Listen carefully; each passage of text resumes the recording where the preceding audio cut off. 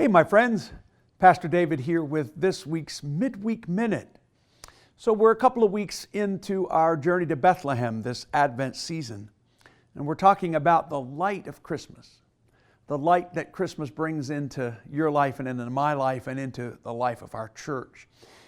And we talked this past weekend about this passage from Isaiah chapter 11 where God causes this shoot to spring up, to sprout from a stump, from what looks to be dead.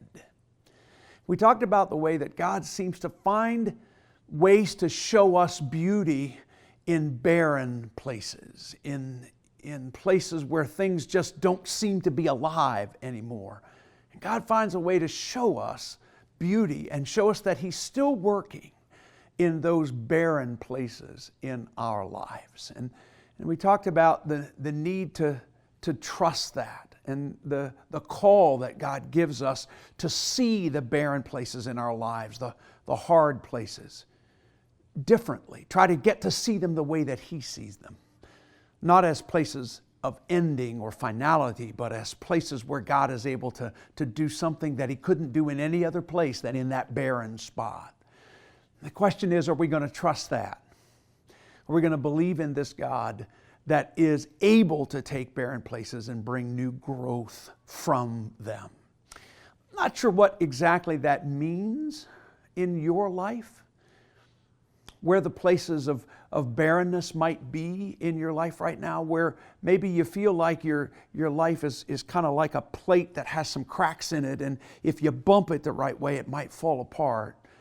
But whatever that barren place is in your life, my hope is that you can trust this God who has a habit over and over and over again of taking places that seem to be dead like a stump and causing new growth to come out of it.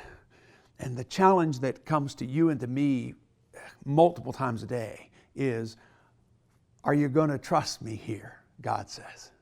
So my hope is that you will say, yes, Lord, I will trust you here. Even if I don't get it, I will trust that you've got it. So help us to help God to work in your life in that way, and ask God to help you trust that wherever that barren place might happen to be.